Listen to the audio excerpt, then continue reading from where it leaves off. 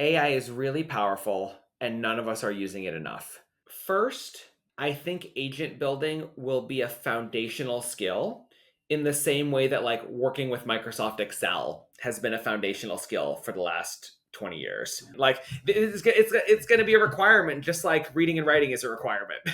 It's not scary. It's not hard. You don't need any of that technical jargon. If you can make flowcharts, you can make AI agents. There's no magical technical skills required.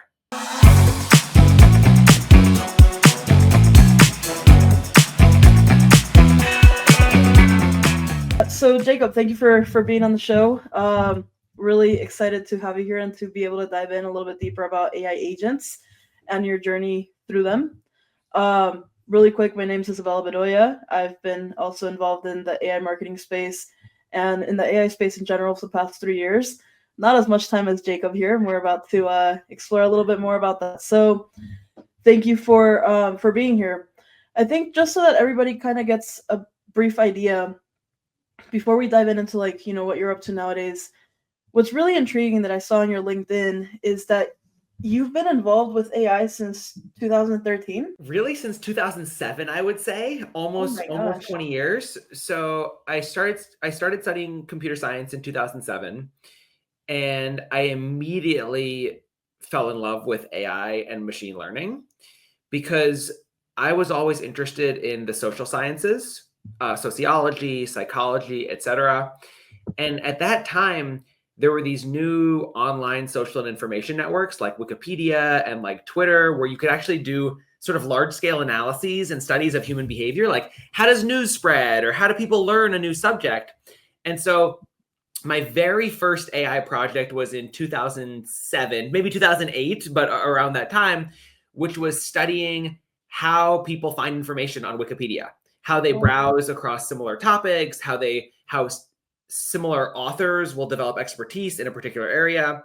So that was kind of my start. AI applied to information discovery and sociology problems. That I worked kind of in that area from 2007 until about 2011, social and information network analysis. Then in 2011, I started working on AI for productivity tools. And I'd always been a productivity nerd my whole life. I've always loved productivity. Again, I'm a strange person, but I've always loved productivity and productivity tools. And so the problem I started working on was, how can AI help us with our time management? We all have so many things we want to spend our time on, so many things we want to achieve, but many of us get sucked into meetings and emails and other things that seem urgent in the moment, but in the long run are a worse use of our time.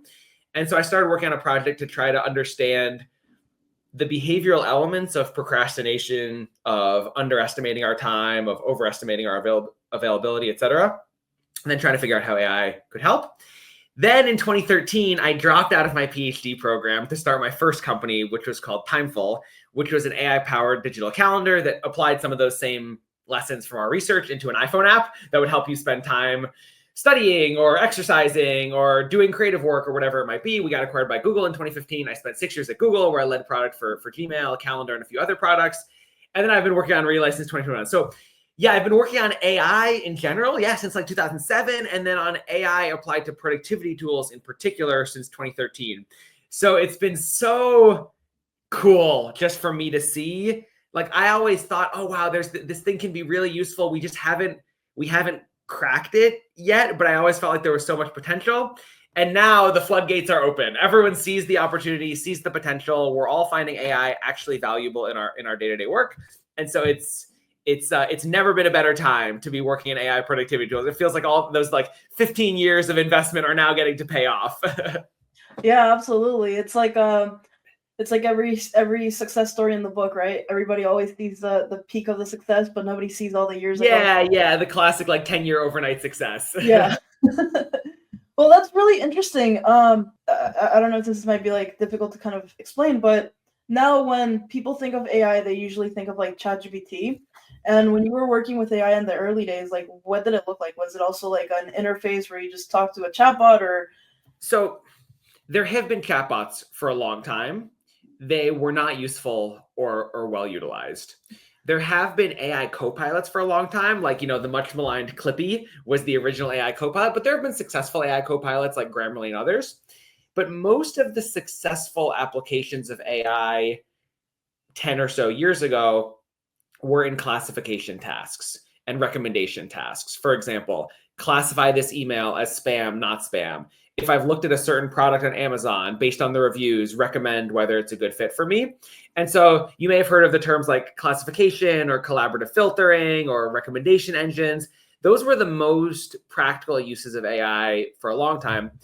And then I remember I first saw a slide deck in like 2014 that said something that was the first time I had really seen mention of generative AI. Because even the early days of deep learning was mostly applied to image recognition and video analysis and text analysis. Like a really common area of AI was sentiment analysis. Like look at these 1,000 product reviews on Amazon and see if the sentiment is mostly positive, mostly negative. So that was sort of this, that was what AI had mostly been applied to for a long time.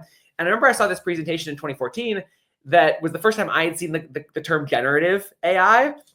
And the speaker was like, hey, AI is going to write books and music and stuff. And I was like, whoa, no, it's not. Like that was so far from the realm of AI that I had been trained in. I had always been trained in, oh, you're given an email and you classify it as spam or not spam, or you're given a product and you classify it as good, positive sentiment or negative sentiment. So the idea that AI could create content was like a really big shift for me, and I think for a lot of other people in the AI world.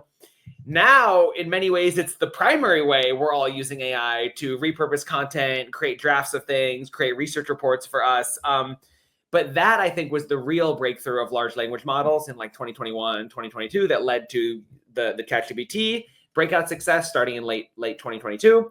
And so chatbots actually being useful is very new. AI being useful is not new. Chatbots being useful and AI generating useful content is very new. Yeah, that is true. That's, I guess, when it became more accessible for people, when it made that shift into generative AI. And I guess that also, like, as you also transitioned from working at Google and building out these productivity apps and now being the founder of Relay, and of course your content's been getting like a ton of traction recently, so what kind of led that inspiration to go, okay, this is generative AI, this is what it can help us do, let's go one step further, let's build out AI agents? I guess, how was that transition like? What inspired you to do that? And also, what inspired you to end up building a whole company around it? I've worked on productivity tools for a long time, and in the back of my mind, I always had this feeling that working on tools was the wrong approach. And I'll tell you what I mean by that. For example, when I was the product lead for Gmail, we would agonize over every pixel in the product. What does the reply button look like? What does the archive button look like? Where do they appear? What is the label on them? And we would think about everything through the lens of what can the user do in this tool? How do we help them respond to emails in this tool? How do we help them categorize emails in this tool? But then customers would come to us and say things like, my real problem is I need to get emails from Gmail and extract a bunch of user insights and write them up into a Google Doc. And we'd be like, here's an API, good luck. Like, because that was out of the scope of what you could do in that particular tool. And I've always thought that there was an opportunity to rethink the way we built productivity tools to focus less on, this is an email client, this is a calendar client, this is a document editor, and more on, this is work that a human needs to accomplish. How can like a tool or AI system do this job? So for example, like when you want to repurpose a YouTube video into a LinkedIn post, super common marketing task that I do all the time, you need to use a bunch of tools. You probably need to use some sort of transcription tool to get that transcript into a document. You might want to then summarize that document into a few bullet points. Then you might want to share that out in Slack so that other people can comment on your post. And then you might want to finally post it on LinkedIn and create an image in Canva or whatever. And so in just like that one super simple task, repurpose a video as a LinkedIn post, you might use like 6 or 7 tools and a couple different people and have a lot of opportunities for intelligence, whether artificial or human, to be valuable. And so I thought, yeah, that's what I want to help. That's what I want to help people with. I want to help people like solve an end-to-end problem for themselves across tools. And I thought AI was going to help. So those are sort of like the two the two reasons I decided to start my own company were number one, these were the two observations. Like, we want to help people get stuff done across all their tools. And number two, we want to use AI to help them do it.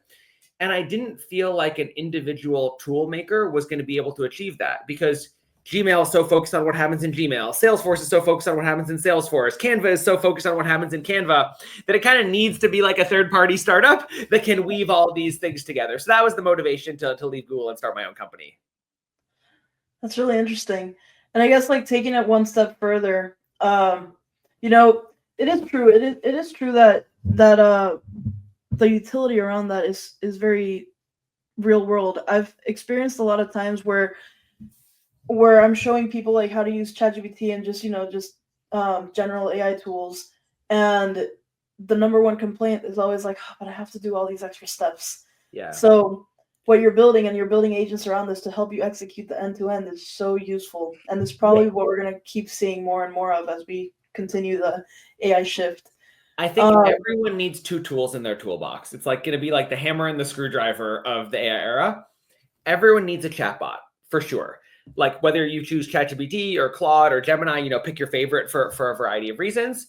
And those are really good for interactive discussions, research sessions, one-off use cases. Like, hey, I'm going to paste in a blog post. Can you just give me a few quick bits of feedback on how I can make it better? So it's this sort of like, if you want a text-based sort of sparring partner, research assistant, something like that, there's one set of use cases that tool is really good for. And then everyone needs to also have an AI agent tool in their toolbox, whether it's Relay or one of the other products in our space. And what that's useful for is frequently repeated tasks that cut across multiple tools that you want someone to just do for you in the background.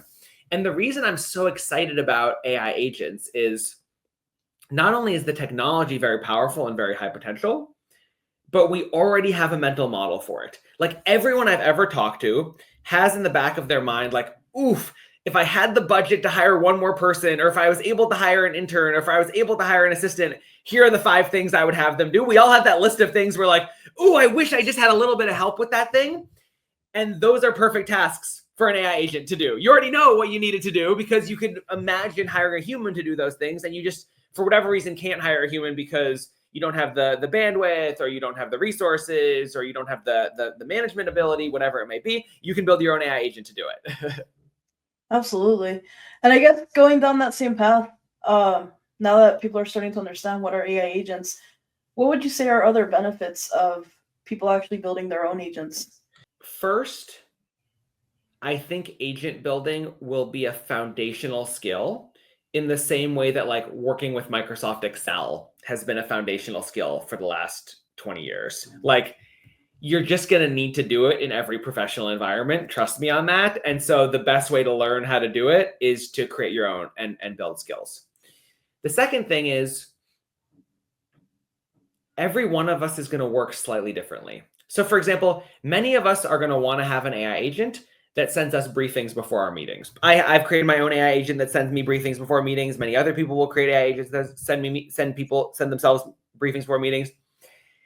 But it's always going to be a little different. Like, some people like it at the beginning of the day. Some people like it 30 minutes before the meeting. Some people like it to focus on public information, like the LinkedIn profile. Some people like it to focus on previous email correspondence with the person. Some people like it to focus on the notes of past meetings. Some people want it to be a hybrid of all of those. Some people want to prepare only for external meetings. Some people want to prepare for internal meetings as well. Some people want to have more advanced warning. Some people want to do follow-up. Like, every one of us does our work a little bit differently. And so, yes, could you buy an out-of-the-box meeting briefing tool?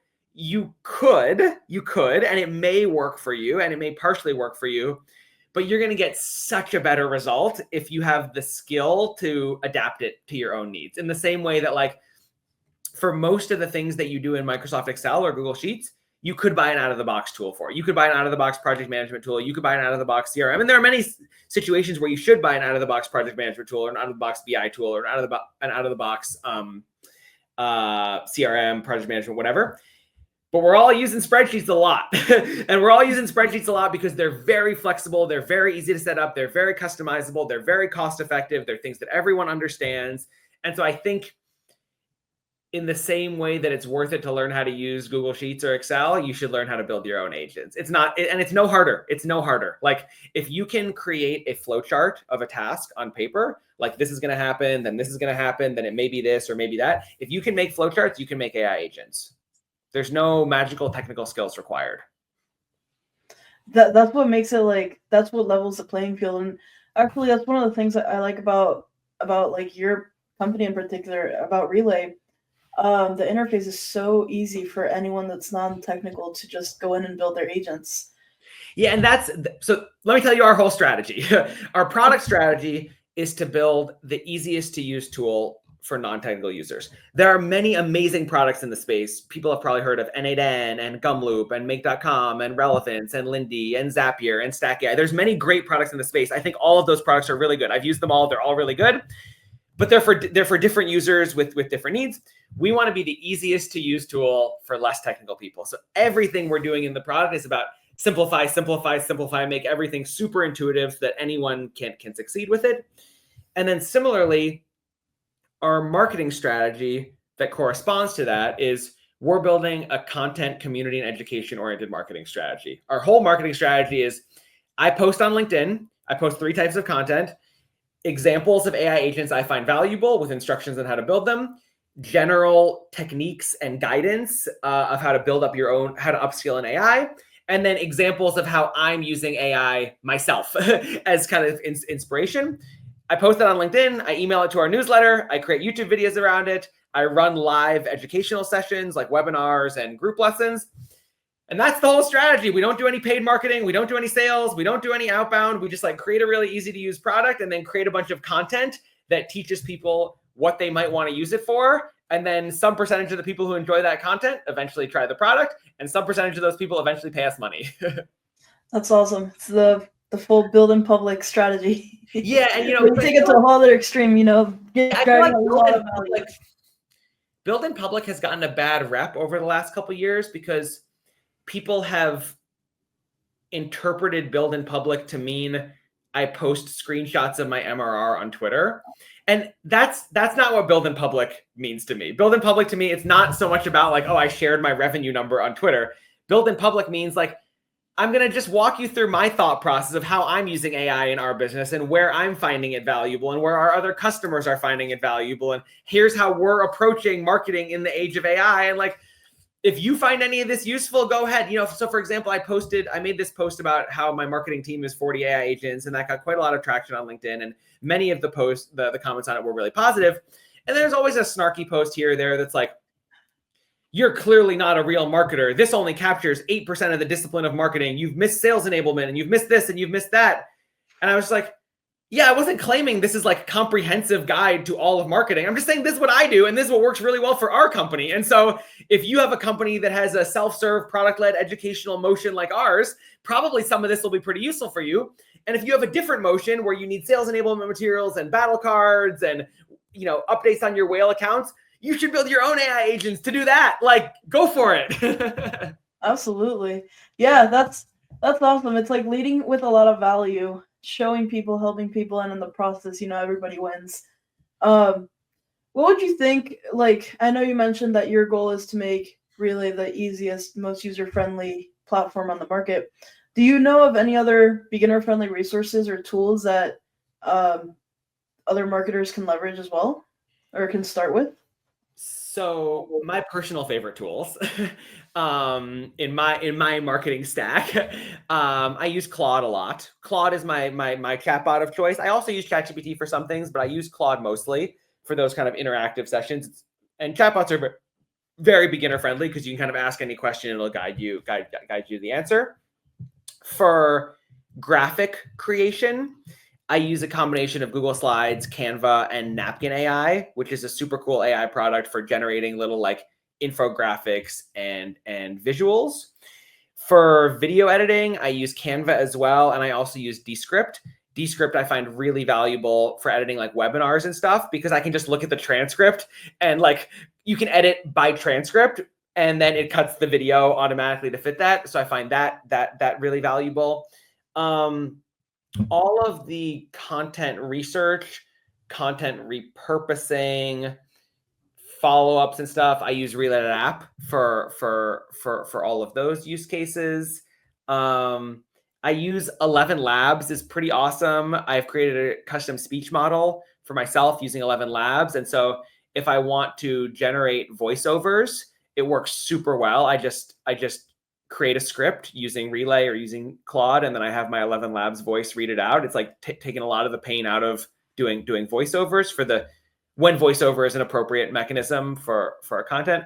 So those are some of the tools that I use. So you can see in that, like, I don't use a lot of very specific vertical tools. Like, I don't have a dedicated social media scheduler. I don't have a dedicated LinkedIn post writing tool. My personal philosophy, I use Notion and Airtable as well. My personal philosophy is, like, I like to use these horizontal flexible tools like Relay, like Notion, like Airtable, like Canva, and then I can adapt them to my needs when I'm working on a specific goal, like editing a video or creating a graphic for LinkedIn or creating materials for a course that we're publishing.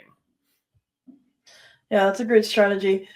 I think going back to your post, I got a lot of traction on that. Although I know all of your content is getting a ton of traction, but on that one post specifically where you talked about the 40 agents that run your marketing department, I guess if you had to pick like one of those AI agents that every marketer should build, what do you think it would be? So I'll first caveat that by saying, like, our marketing strategy is a content, community, education-based marketing strategy. So if your marketing strategy is not about content, community, education, like, this may not be the most important thing for you. But because content strategy is most important to me, my most valuable AI agents are my content research agents. Because I am not a marketer by training. I am a computer scientist and product manager. I've never done marketing before in my life, and this did not come natural to me. I've never had a personal social media account. Like, this is not my thing. Like, and so I have a team of AI agents, for lack of a better word, that do content research for me. They're always looking up what are the topics that people are talking about most on LinkedIn and on X, that's kind of like general overall, then across SaaS and business, then across AI, then in my specific space of AI agents, then in a more specific space of AI agents for marketing. They're looking at LinkedIn, they're looking at Twitter, they're looking at YouTube to see which videos are performing. So I was like, for example, like, I follow this guy, Jeff Su, on YouTube, makes amazing kind of explainer videos in AI. And I saw he had this "What is an AI agent" video that did super well, 1.7 million views. And I was like, A, great idea. He's clearly like tapped into something that's important. B, I think I can make a better video than, like, not a better video, but like, I think I can add a different dimension to the discussion based on my experience. So I have all these content researchers that are running all the time, and they're giving me topic ideas. They're giving me hook ideas, like, here's the hook format that's performing best. They're giving me ideas of graphics and visuals. And then they're giving me ideas of, like, how I can structure my post. So for example, this AI agent post, the AI agent org chart post that I posted that now has like 22,000 comments on LinkedIn. I think it's the most comments ever in the history of LinkedIn. The idea for that was turned up by one of my content research agents. There's this guy named Dan Rosenthal. You should all follow him also. He posts a bunch of really good content on AI. And I saw he had written this post that got a lot of traction a few weeks ago on AI agents for a typical small business owner. He's like, here's the 33 AI agents a typical small business owner should have. And I looked at that post and I was like, well, clearly it's resonant. And the fact that he's laid it out in an org chart, like, it's really clearly resonating. But I was like, I think I have a useful perspective to add, because A, I don't think anyone is actually going to use those 33 agents in that way. Like, I know enough about AI to see that, like, oh, I don't know that, maybe he's better at it than I am, but like, I don't know that those ones would work exactly like that. And so I thought, okay, let me put my spin on this. I'm going to show the AI agents I'm actually using, and I'm going to make it more specific to a sub-function of marketing, and I'm going to make a nice graphic about it. Let's see if that post performs. So I would not have come up with the idea for that post if I did not have an AI agent doing content research on my behalf. That's really fascinating, because I can see how that drives immediate value on that side. As a quick example, one of the posts that got a lot of traction for me when I was first starting to post on LinkedIn, I did the same exact thing you just mentioned, but I had to do the manual research myself. Yeah. And I had to go on TikTok. I actually went on TikTok. It's a lot of work. I mean, it's like a full-time 40-hour-a-week job to just watch YouTube all day. Like, seriously, like, if you want to get good at YouTube, because So I'm pretty good at LinkedIn now, but I'm just trying to get good at YouTube now. So I feel like I'm advanced in LinkedIn, but still a novice in YouTube.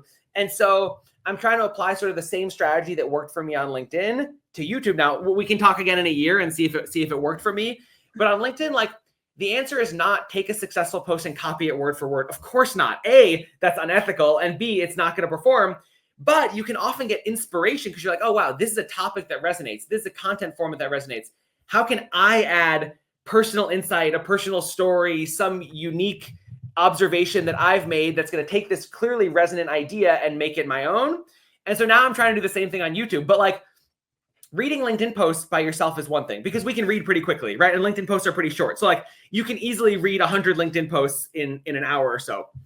YouTube videos are a totally different story. Like, if you want, like, and this, from everything I've heard, is like, to get good at YouTube, you need to watch like 50 hours of YouTube videos a week just to understand the hooks, the introductions, the pacing, the graphics, the formats, the transitions, the topics that resonate. And so I am watching a lot of YouTube because there is no substitute for watching it.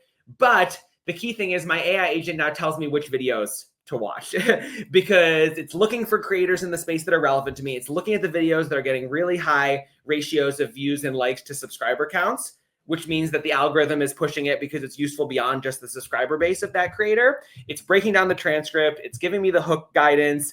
And so it's taking what would be probably a 50-hour-a-week job to learn how to get good at YouTube and turning that into like a 3-hour-per-week job.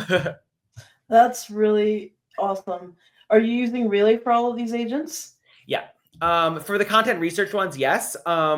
And so we have integrations with LinkedIn, with Twitter, with Reddit, with YouTube.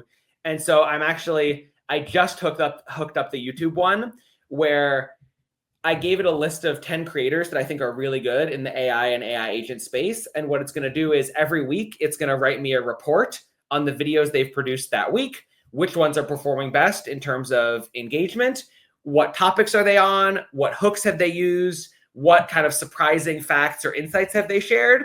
And then that's all going to give me inspiration of how I can create videos on similar themes, similar topics, but with my own insights. Wow, that's really cool. Do you mind maybe walking us through how to set one up in Relay? Can we make it live right now? Yeah, are you able to? Let's do it. I'm going to do like a slightly simplified one just a simplified one. You don't have to go all in on all your secrets. Okay, so let me share my screen. All right, let's see. Okay, can you see my screen? This is Relay.app. And at the top, do you see YouTube Influencer Analyzer? Yep. I just typed that in right now. That's what I was typing. So I just made this. It's totally fresh. We've not practiced this at all. It's not pre-canned. And so I'm going to show you how I would do this. And here's the simplified version. When a given creator I respect, I'm going to use Jeff Su for this example. Whenever they post a new video, I want to wait 3 days just to see how many views and impressions that video gets. Then I want to go pull down the transcript and the metadata of that video. And then I want to write an AI analysis of what I can learn from that video. And so let me show you how to build this step by step. So the first and most important part of any AI agent is actually not the AI at all. It's the trigger. And if people are familiar with workflow automation tools like Zapier, you know what triggers are. But a trigger, simply put, it tells the AI to wake up and start doing work on your behalf. And in this case, we want the AI to wake up whenever a new YouTube video is posted on this channel. If the AI doesn't wake up, it's not possibly going to do any work for you. And so in the Add Trigger menu, I'm going to select the RSS trigger because I know that every YouTube channel has an RSS feed, which is just a mechanism for alerting subscribers of new videos. So let me quickly go to Jeff's channel. I'm not affiliated with him at all, by the way. I just like his stuff. Let me go to Jeff's channel. And I'm actually gonna show you how to pull down the RSS feed. So I'm on Jeff's channel. I'm gonna do view page source. That's gonna take me to this scary looking page. Don't worry about it. It's not scary. You just search for RSS and you copy this URL, and then you paste that back into Relay.app. So now can you see in my Relay.app screen, I've pasted that RSS feed, and you can see here are the 5 most recent videos that Jeff's posted on his channel.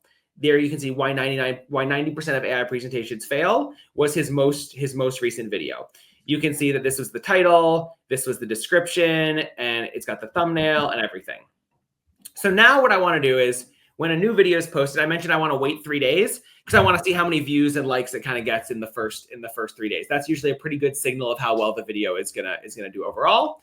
So I'm gonna just tell my AI to wait, and I'm gonna tell it to wait for 3 days. Wait 3 days, wait 3 days, so that we can see if this video is gonna perform. Now let's go fetch some information about this video.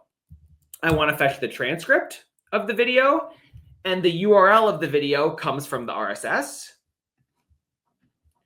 And then I want to fetch the metadata about the video. So I'm going to type YouTube again. I'm going to get the metadata from that same URL. Oh, not the thumbnail URL, from the RSS item URL. Okay, so now I have fetched the data my AI needs. I got the script and I got the metadata. Now let's do some AI analysis. So I'm going to create an AI step, and I'm going to say, given a transcript and metadata report for a new YouTube video, please write a detailed analysis of the video that includes the topic, the hook, the engagement stats, a summary of the script, any key or compelling quotes. And of course, you could write whatever prompt you want for whatever sort of analysis report makes sense for you. You then make sure the AI has access to both the transcript, the data, and the RSS item. I'm going to use Claude for Sonnet for this task because Claude is really good at writing and text analysis. I'm going to hit done. And then last but not least, I'm going to have this send an email to myself. New video from Jeff. And then I'm going to put the report in the body of the email. I'm going pretty fast now. When I do a build with me session, I go much slower. And so if you want to see a slower version of this, I host a live build session every Wednesday at 9:30 a.m. Pacific time, but I'm flying through it for this demo. And so now in the last, 4 minutes, I just built an AI agent. It's going to trigger and wake up every time a new YouTube video lands on that channel. It's going to wait 3 days. It's going to then fetch the transcript, fetch the metadata. It's going to use Claude for Sonnet to write a report, and it's going to send it to me over email. Let me show it to you in action. So I'm going to start a test run with one of the previous videos that Jeff has posted. Let me do it for this most recent one. So I started the run. I'm going to skip waiting for 3 days in this case. Now it's going to go fetch the transcript. It's going to get the metadata. It's asking AI to write the summary for me now. This will probably take like 20, 30 seconds because it's really, the AI still got to think and write a good analysis.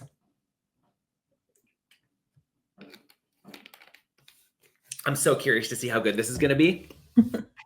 This is really cool. And I guess while that's loading, oh, it's done. Sorry. Okay, so it wrote the analysis. Let's see the analysis. Let me just look at the email. Oh, sorry. I have an email in my inbox, but I'll just show you right here. Why 90% of AI presentations fail? Do this instead. The video addressed the limitations of AI presentation tools and provides a comprehensive tool. The hook. The video opens with a bold statistic claiming 90% of AI presentations fail and immediately identifies the core problem.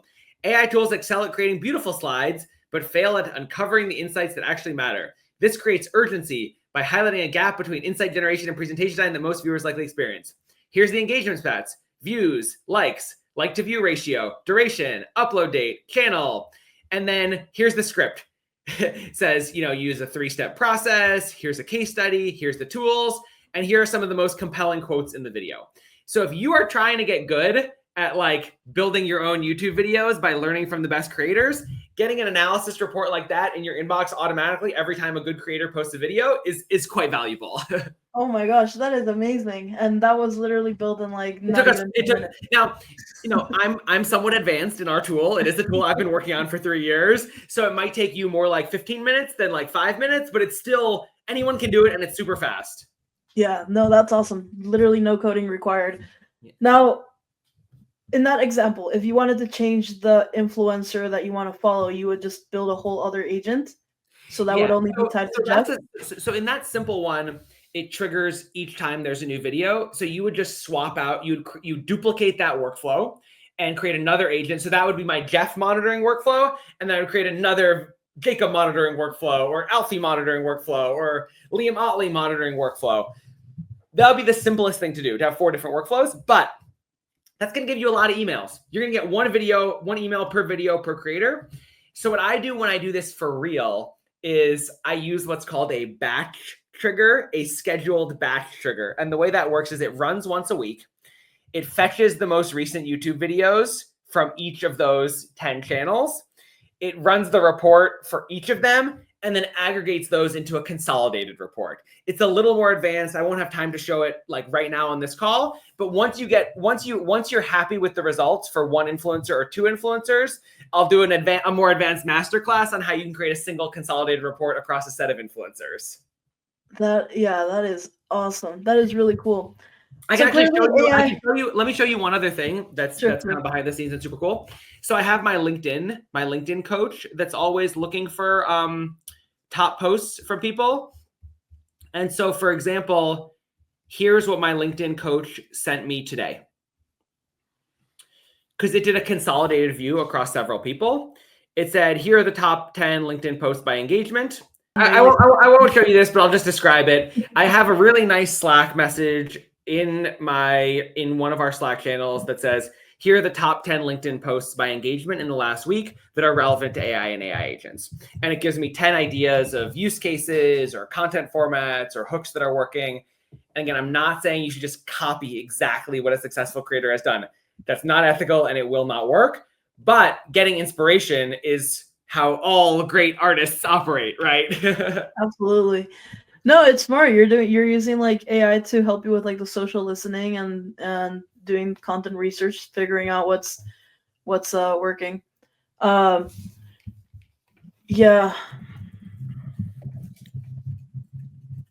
So 𝘁𝗵𝗶𝘀 had said she can share the screen. I don't know why it wasn't showing up on my. Yeah, I'll try quickly one more time and then. Yeah, there you go. Okay. Yeah. Now. So here's what my LinkedIn coach sent me. It said, here's the post, here's the author, here's the engagement, here's a link, and then here's an AI generated summary of why it performed well. So I can see this org chart performed well, a lead generation automation performed well, and then I think to myself like, oh, I've actually never made a LinkedIn post about lead generation. Maybe I should make a LinkedIn post about lead generation and give my take on that topic. Team status reports, I've posted about that. It didn't work so well for me. So maybe I should look at this one and see like, what has a DT done that made her post resonate more than my post did? Content creation tech stack, acknowledging creator influences, invoice processing, web data sources, AI tools directory. And so, and a workshop. I'm like, oh, workshop idea. That's cool because I run workshops. Let me do some posts about that. Another thing I want to show you while I'm in this channel is, in addition to having a content research coach that looks at other influencers, I also have a coach that looks at my posts and tells me what I'm doing well and how I can improve. So here's what my coach sent me. It said, my best days of the week are Monday and Saturday. And in particular, late in the week, Thursday through Saturday, my posts do better. The best time for me to post is very early in the morning. All my best posts, I post at 5 a.m. Saturday afternoon UTC is morning Pacific time. And it tells me like, what are the characteristics of my content that drive high engagement? What are the content formulas that have worked best for me? What are the elements of my top performing posts? And so again, this isn't writing the post for me, but it's really useful coaching about looking at all my posts in the past and telling me what are the elements of those posts that made them successful and how I might want to apply those going forward. And so the message I really want to leave people is, so many of us are thinking about AI for sort of menial time-saving tasks. And yes, I do have AI agents working for me to do content repurposing from LinkedIn to Twitter and Twitter to LinkedIn and YouTube to LinkedIn and YouTube to our email newsletter.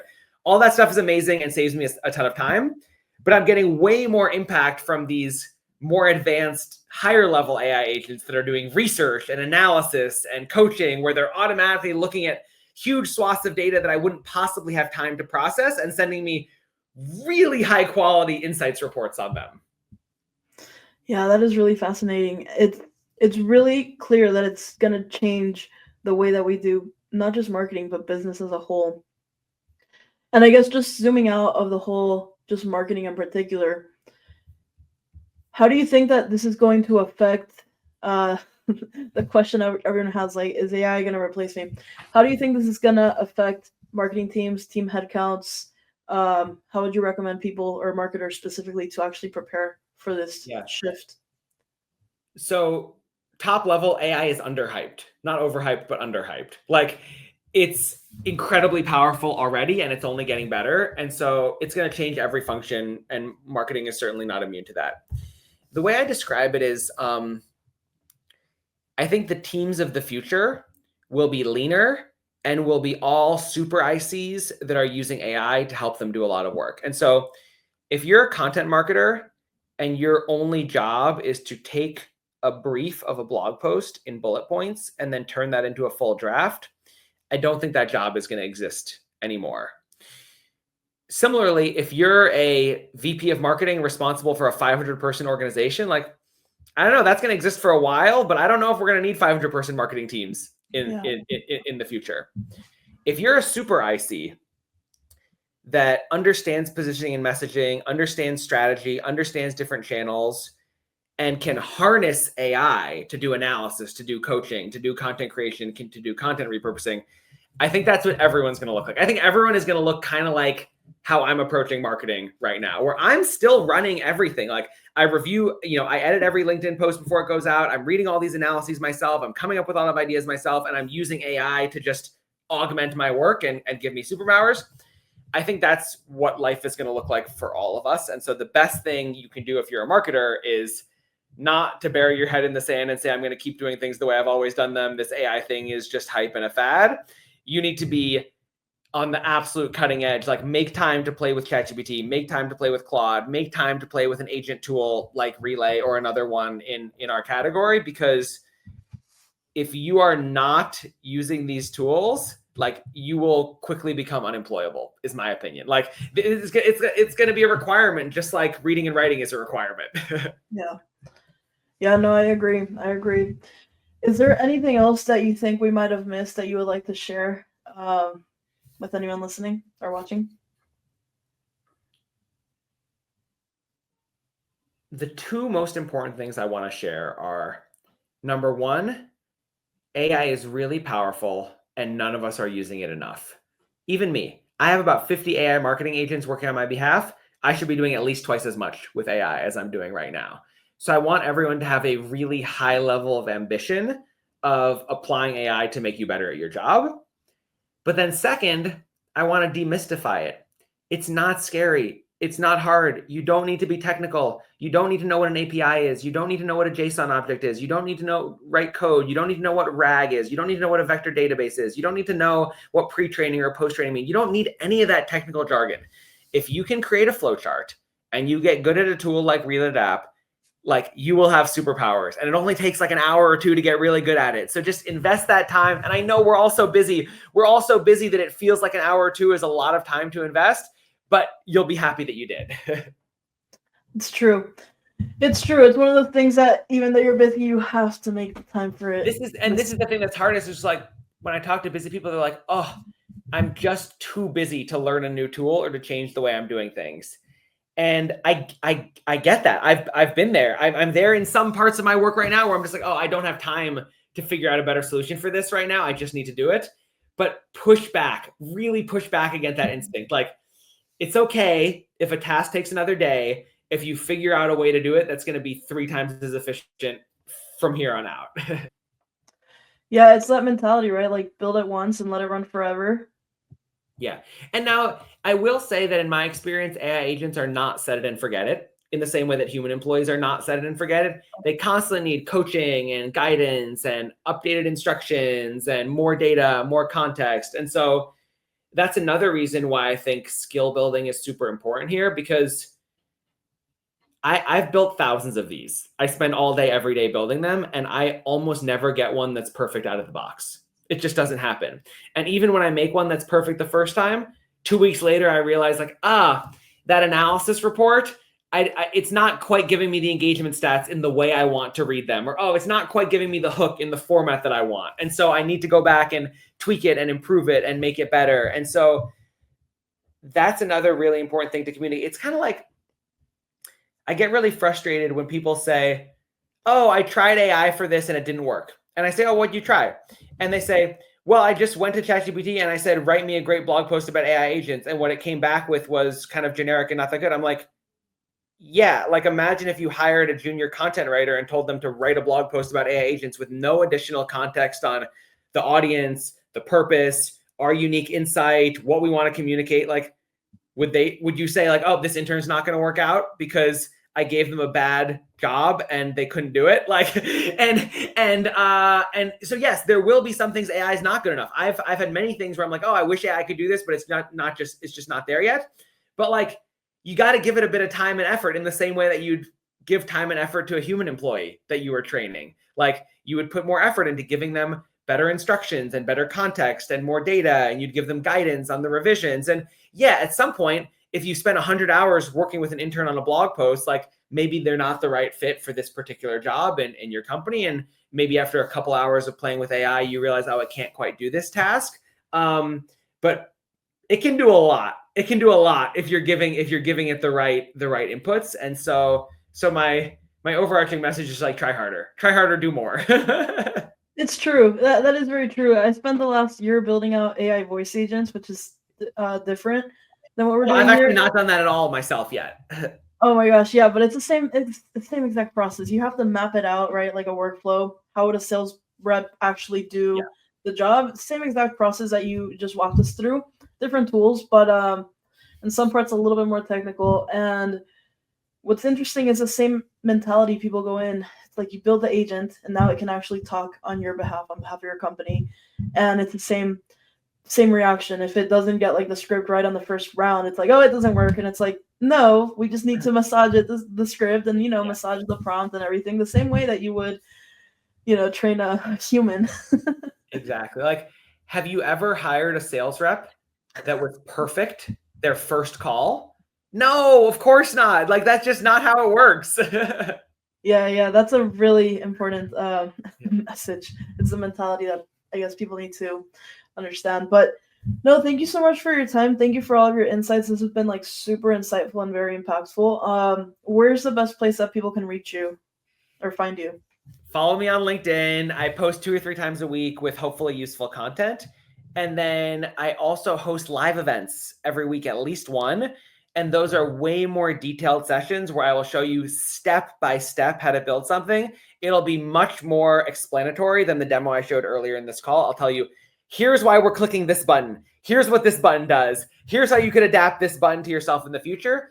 I run those every Wednesday, 9:30 a.m. Pacific time, and some other bonus sessions. You can sign up at events.relay.app.